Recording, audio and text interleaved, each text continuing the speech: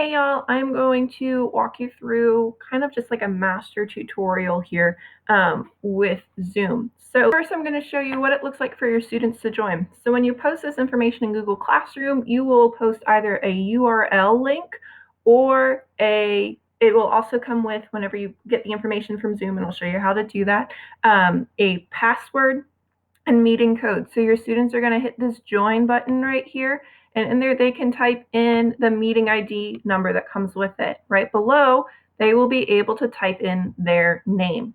Now, for you guys, just to show you what to do here Zoom-wise. So you can create schedule, which is going to schedule a new meeting. So my topic, I would put, we'll keep it as Kendra Watterson Zoom meeting.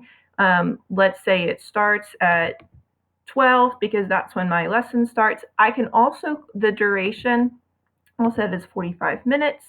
I can also click here, and this is really beneficial, reoccurring meeting. And that reoccurring meeting is going to allow students to use the same URL and the same login, password, and ID every time. So it has here my meeting ID, my password. It's automatically created by Zoom. I can change the password if I want to. So I might just put that as, let's say, Watt class with my last name. And a couple of different options here. I can add it into my calendar. Of something that might be helpful for you to try and keep control, especially with students at the very beginning, you always want to enable that waiting room, first of all, because that's going to allow you to censor who can enter. So if someone gets this login information somehow, some way, you don't have to allow them to enter if you don't know who they are. The other option is to mute participants on entry. I would do that, especially since students are new with this and they may not always know how to mute themselves. It can get really loud. So I'm going to go ahead and hit schedule. It's scheduling it for me.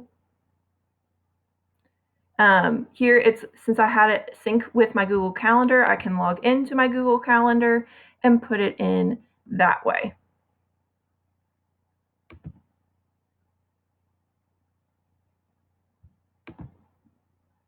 So we're just jumping through, and here we see it on Google Calendar, and it has the URL for me to share, and it also has the meeting ID and the password. So I can just take that information and copy and paste it right into my Google Classroom for students. So coming back up here, good. We've got our meeting scheduled. Students know when to join and the information to join. They will be able to join. Now, I'm going to show you some of the tools that you can use within the meeting. So I'm going to go ahead and hit new meeting. Once again, I'm not going to use my video on Zoom here because my computer won't let me use a video for two different applications, since this application that I'm using is different. So I'm going to just go ahead and maximize the window. We've already talked about that share screen feature, which is super helpful. Now the manage participants button, let's go ahead and click that. I'll move my face. And here I can see everyone who's going to be in this meeting. So when you have lots of students joining, they will all pop up here. You have those options to mute all or unmute all down here at the bottom. You can also click this to change some of those features. So I know I already said it, but I could mute participants on entry.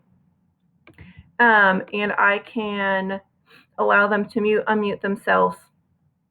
I would not put on the enter exit chime. It's like a doorbell chime. It can get kind of annoying if you have lots of people joining. Your other option that's really nice here is to record. So you can record the whole meeting for it to be then posted on Google Classroom. Like if you're teaching new content and a student couldn't make it, you have that feature. Chat is also an option, and it can create that pop-up chat. You can do this to use for attendance. I've had a couple of college classes with a lot of people on it, and the chat feature kind of gets annoying with how much is going off. I definitely think the participant sidebar is a lot less invasive of a way to accomplish that.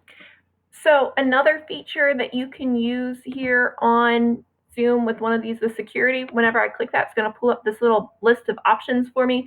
And so most of these are things that you can set before the meeting. If you're not able to set them before the meeting, or if you can't find how to do that, you have that option here. Allow the participants to share screen. You may want to turn that off so that they don't accidentally do it unless you're looking for them to share something. Allow participants to chat. You can turn that off if you don't want them chatting in the chat or chatting directly to each other, since that is an option, or to rename themselves if that becomes an issue. One other feature here with Zoom, just to make you aware of, and your students may figure this one out kind of quickly, if you click this little arrow next to the video, you can choose the camera, but the big one here is to choose virtual background. So it's essentially acting as if Zoom has a green screen behind you. And so you can use some pictures that come with it or some ones that you uploaded. I was kind of having a joke with some friends on a Zoom meeting earlier this week. And so have some of those in there. So your students may have some like different background options, or I've also seen teachers do it where if they have a picture of the classroom, they'll use that as their virtual background just to kind of create a sense of familiarity for students as well. So just to make you aware of that feature and how it may be used. So one of the other nice things is a split screen feature. I know Windows offers this, I'm sure Mac does as well, but you can see I've got my Zoom open and I've got my Windows or my Google Chrome open. This works with any web browser, any two things that you're using if you don't know how to use this one. I'm just gonna click this top bar at the top of my Zoom application or whatever other application I'm using. I'm gonna hold it over and you see this outline on my screen that lets me put it in half.